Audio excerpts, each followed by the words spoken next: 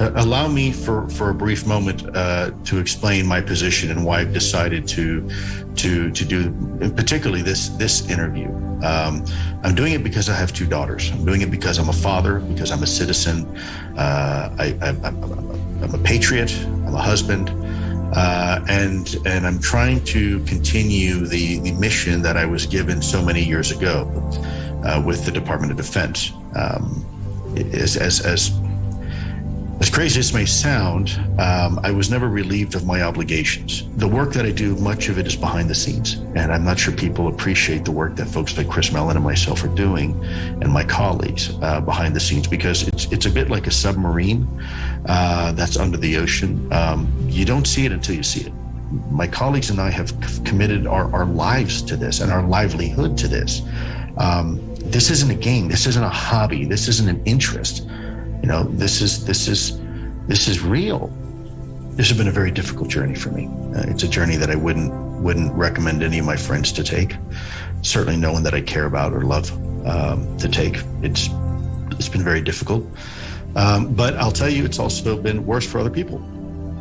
And I'm certainly not going to complain, because I got out relatively unscathed. My people are attacking my credibility and whatnot, but at the end of the day, you know, I'm still here, and that's not necessarily true for some other people. This topic has been fraught with controversy, and I think some people have really had to pay a significant price.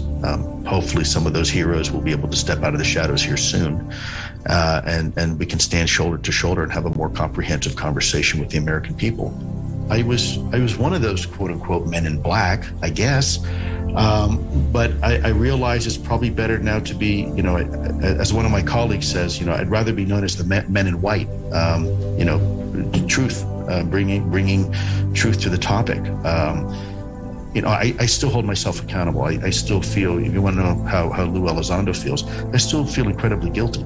I feel incredibly guilty that I didn't have this conversation sooner. Imagine for one moment if it turns out that the U.S. government really was and has been continuing to be involved in this topic, and has kept that secret, not only from the American people, which is bad enough, but even kept it from itself, right? People who are paid to be in the know, people that run special access programs, people that are charged with oversight of these things.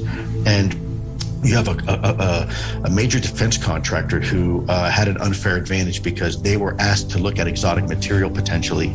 I'm not going to go into origins here, but just say hypothetically, we're able to look at some interesting material, while other defense industry partners weren't given that same access, right? And so now this defense partner comes up with all sorts of innovations, and you know, is a multi-billion-dollar company. Meanwhile, these other companies may have gone bankrupt, right? And people's lost their jobs and livelihoods, all because, you know, one company was given access or privy to information while another one wasn't. The U.S. government in the past has been involved in some pretty terrible things against the American people that were not at the interest of the American people, and the American government had to be held accountable for that. So now comes the hard part. Now that we have acknowledgement, and I think we are now at the point as a nation, between our elected officials in Congress, between our senior officials in the executive branch, and even former presidents, former directors of CIA, former directors of national intelligence, I think the national conversation has begun. And I think we have now officially acknowledged the reality of this. What we haven't done yet is have a complete and truthful conversation about the American people, of how long we've known about it. We now know our government has acknowledged the reality of this, that this phenomenon exists. Whatever it is real. We have now the official establishment of a UAP task force. You have the release of 3 videos being acknowledged by the government as being official, authentic videos, and furthermore, that they depict some sort of UAP, unidentified aerial phenomenon.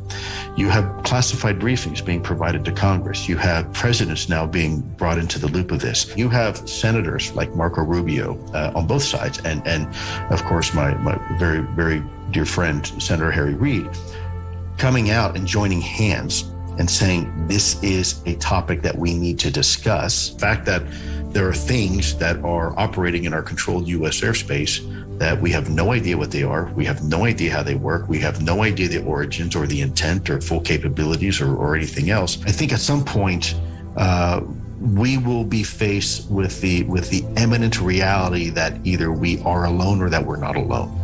And I think it's looking more and more likely that we're probably not alone.